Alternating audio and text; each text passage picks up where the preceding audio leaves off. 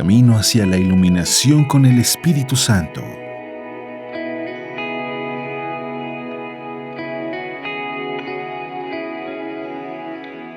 Hoy, cuarto domingo de Pascua, domingo 3 de mayo, día de la Santa Cruz.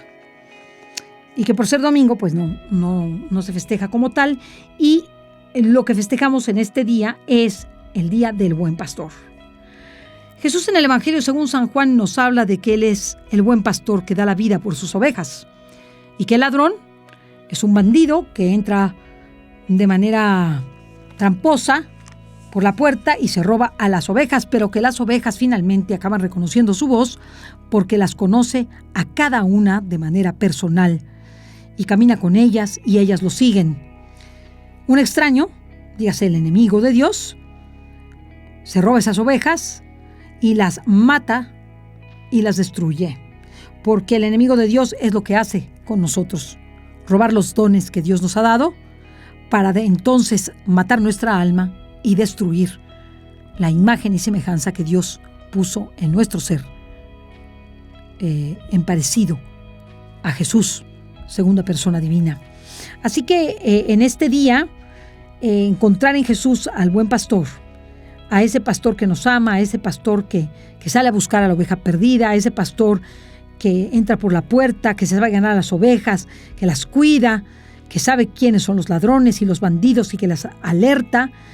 Ese pastor que es la puerta para que entremos por él. No podremos entrar al cielo sin Jesucristo. Entendámoslo. No podemos entrar sin él. La gente ahora dice, no, mira, que yo crea en Buda, que yo crea en Mahoma, que yo crea en la naturaleza. Ya con eso me voy al cielo si no maté y no robé. Qué equivocado estás, hermano. Jesús es la puerta. Si tú no entras a través de Jesús, difícilmente te salvarás. A menos de que tengas ignorancia no culpable. Y no creo que con el internet, en donde tú puedes ver los videos que quieras en YouTube sobre Dios, sobre los mandamientos, sobre los sacramentos, sobre las virtudes, sobre experiencias de Dios, sobre personas que sufren, sobre personas que gozan, sobre personas que nos hablan del amor de Dios, que nos explican las Escrituras, que nos explican la divina voluntad, que nos explican la vida de los santos, que nos explican... Ya no acabaría de decirte todo lo que vas a encontrar de Dios en el YouTube y de Dios en el internet. Por malo que sea, encuentras lo que quieras. Y entonces es ignorancia culpable. Y en esa ignorancia culpable, si tú decides, porque esa es tu libertad, ir tras Buda, o tras Mahoma, o tras la naturaleza, pues te perderás, hermano, perderás el camino. Y perderás lo más grande, que es la segunda persona divina, y por tanto, al Dios verdadero, eterno, infinito, amantísimo. ¿Te lo vas a perder? ¿Por qué? Porque pusiste tu amor en seres que no son Dios, en seres finitos, en seres que no son todo amor, en seres que no dieron la vida por sus ovejas, como es este buen pastor. Este buen pastor que se encuentra reflejado en nuestra iglesia, en Pedro, en la cabeza de Pedro, el vicario de Cristo y por quien debemos de pedir. Ese es el gran pastor de las ovejas. Y a mí no me queda duda sobre quién es el Papa Francisco. No me queda duda que es un gran pontífice. Y les voy a decir por qué lo veo como un gran pontífice. Porque es un gran pastor. Porque se fija más en las ovejas que en todo lo demás. Se fija más en amar a las ovejas y cuidar a las ovejas y ver su sufrimiento y vivir con ellas su sufrimiento que vivir los privilegios de ser vicario de Cristo en la tierra. Y eso es conmovedor. Ver a un papa que besa a los más desfigurados, que va con los más pobres de los pobres a besarlos, a abrazarlos, que sube a los niños al papamóvil para darles un momento de felicidad, que se preocupa de los que están en la cárcel y va y los visita y les habla y les lava los pies y los besa cuando es el Jueves Santo, que se le ve triste y muy dolido al verlo en estas imágenes tremendas que vimos en esta cuaresma del Viernes Santo, el Domingo de Ramos, en esa plaza de San Pedro absolutamente vacía, ese pontífice que va cargando la cruz de la iglesia y que se da cuenta que sin ovejas no hay iglesia y que sin sacramentos no hay iglesia. Y él mismo lo declaró porque se dio cuenta, estando en la soledad, la importancia de cuidar a las ovejas. Y eso es lo que a mí me hace ver una preciosidad del Papa, o sea, la preciosidad de su alma. Y por eso tenemos que rezar por él, porque está muy acechado, porque está muy atacado, porque puede sucumbir ante la tentación, porque se puede confundir y porque es un ser humano como tú y como yo. Y agrégale el ataque del nivel del Santo Padre, del diablo y de todos sus huestes, para matarlo, porque ha pedido permiso el diablo para acabar con la iglesia de Cristo para que entre a su pasión total. Y tú y yo lo sabemos, y lo dice el Padre Gobi en sus mensajes del movimiento sacerdotal mariano. Por eso nosotros tenemos que pedir por el Papa. Tenemos que amar al Papa y no criticar al Papa. Es un pecado, hermanos. Criticar al Papa es un pecado. Decir cosas feas del Papa es un pecado. Decir que no es Papa es un pecado grandísimo. Entonces, pues no hagamos eso. Que no entendemos, que no sabemos, que vemos algo mal, pues sí, hermanos, tampoco somos tontos. También hay cosas que vemos que pues, en su humanidad el Santo Padre también comete errores. Pues recemos más por él. ¿Cuánto has ofrecido por el Papa? ¿Mucho lo criticas? ¿Cuánto has ofrecido en equivalente? ¿Ayunos? ¿Rosarios? ¿Misas? ¿Comuniones? ¿Sacrificios de paciencia? ¿Limosnas dadas? ¿Qué ofreces por el Papa? A ver, a aquellos detractores. Yo digo, ¿y qué pasaría a aquellos detractores del Papa cuando dicen, no, que el Papa?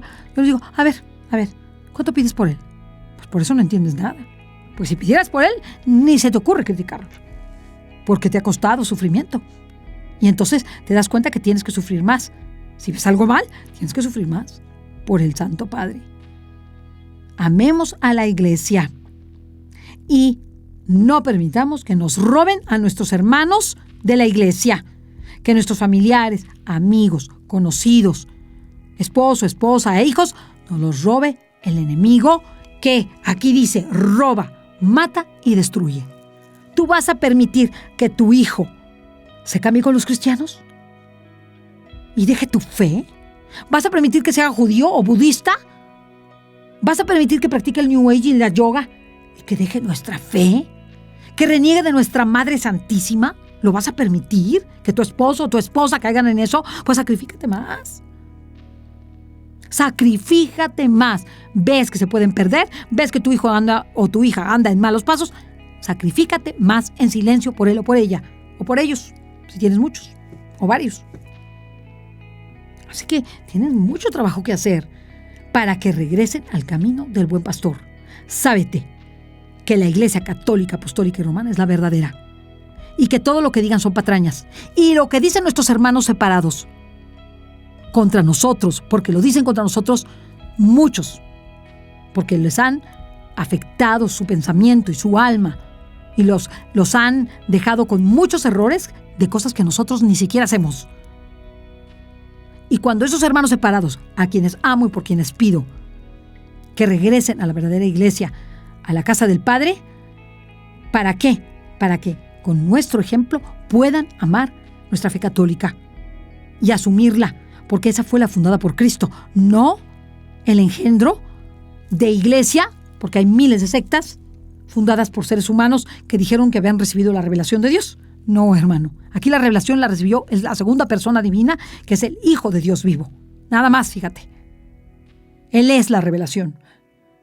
¿Tú crees que al haber dicho, tú eres Pedro y sobre esta piedra edificaré mi iglesia y los poderes del infierno no prevalecerán sobre ella, iba a aceptar a las demás sectas, a nuestros hermanos que dejaron los sacramentos por seres humanos que inventaron, que fueron soberbios, que dijeron herejías, que lastimaron nuestra fe católica, que quemaron nuestras Biblias, que mataron sacerdotes, obispos y hasta santos padres?